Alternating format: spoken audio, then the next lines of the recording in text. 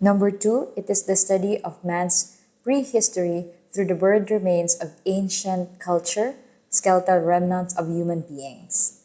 A. Anthropology. B. Archaeology. C. Ethnology. D. Ethnography. The correct answer is B. Archaeology.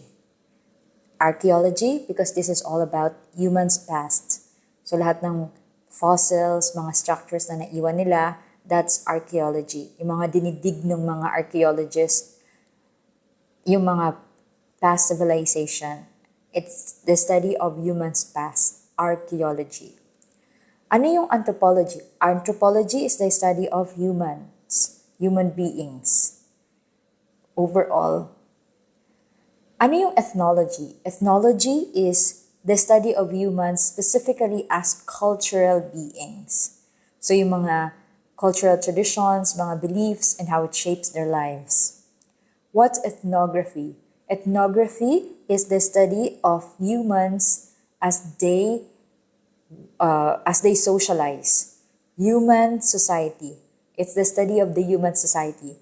Power dynamics, government, family, traditions. So for this particular question, the answer is 2B, archaeology.